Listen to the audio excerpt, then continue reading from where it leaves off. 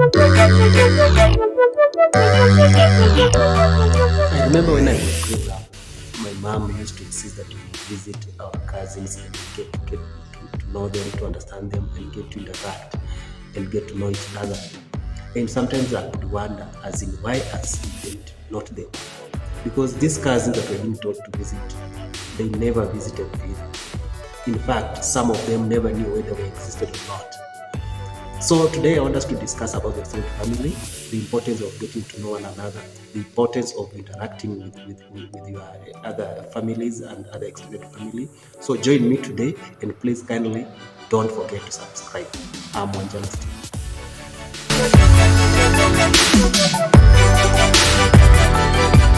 Extended families consist of grandparents, father and children, aunties, uncles, in-laws, and also cousins.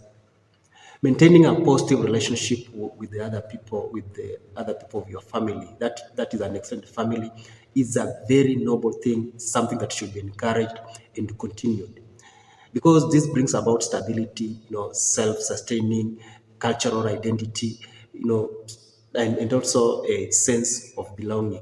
Those who have strong relationship with other members of the extended families, uh, we see that they also thrive in times of need, in times of crisis, and also, their connection, their connection becomes very impact.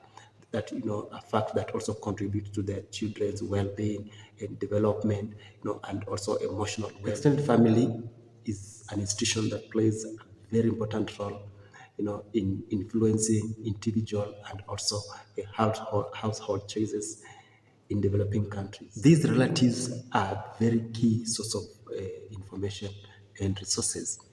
For example, grandmothers, aunts, and sisters provide information on how to take care of children, while on the other hand, parents, siblings, uncles, they become a very source of resources and support in times of need, in terms of maybe development and educational support. Moreover, social norms interact with the presence of extended family to affect the overall well-being of an individual or even a society at large. While the physical distance may have increased with time, the emotional need for connection remains very strong in families across cultures and other countries.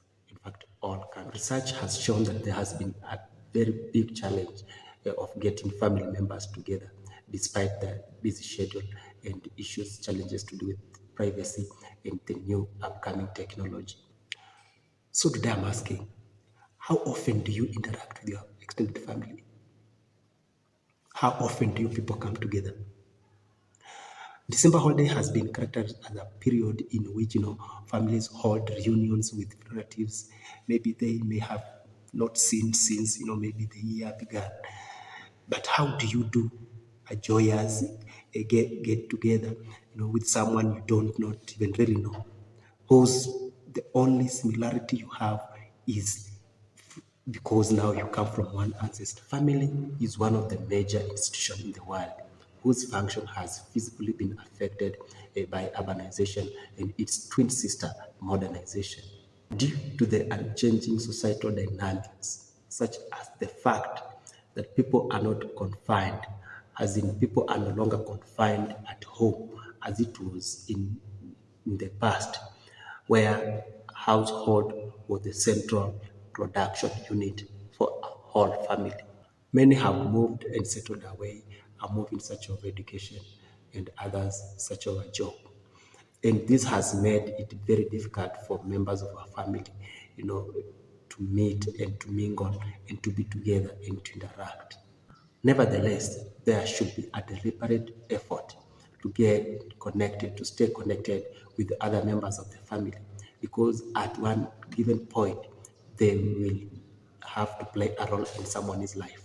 At any given point, you will need one another. That's why it's important that an individual makes up an effort to get to know and understand and to get connected, to get in touch with other members of the family, because you never know, at one given point you may need. So in this regard, siblings who are born from the same family should make an effort, or should ensure that their offsprings get interacted from the young age. As they grow up, they get to know one another and to create a very strong bond.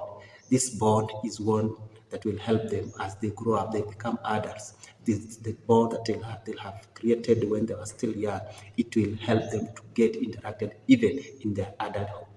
By so doing, first the siblings themselves should create a very strong bond between themselves. Brothers and sisters, they have to create a very strong bond between themselves, which in turn will be transferred to the young ones, will transfer to their offspring. As in, when the brothers and sisters are interacting, constantly interacting, constantly getting to know one another, constantly, finding time for one another, the children will see this behavior and they will also adapt the same behavior into their system. And this one will grow as they also grow. There should be a realization on a certain member of the family who should act as a communication hub so that he or she should be updating other family members on how others are faring on, or on the events that are coming up in the family, or the get together that is coming up in the family.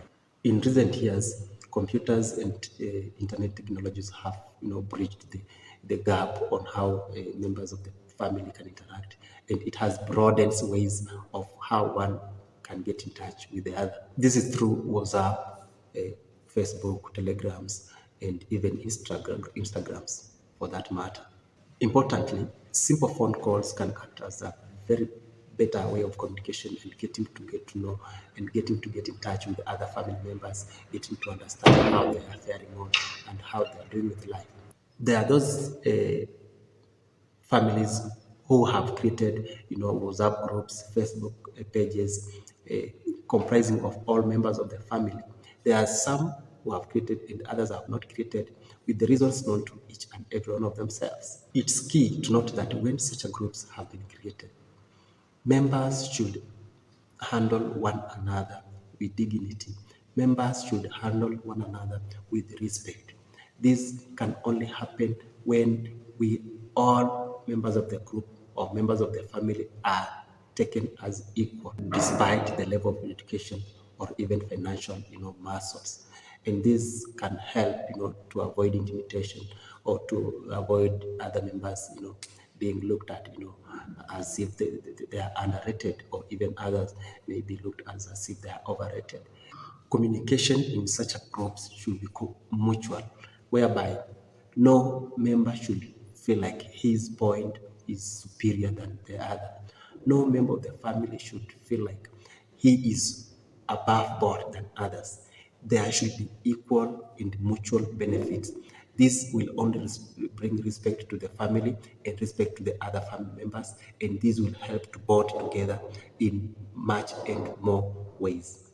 Otherwise, my viewer, thanks for watching, and I want to request that if you haven't subscribed, kindly subscribe, share, and click the ring button so that anytime I upload a new video, you'll be the first one to get in touch.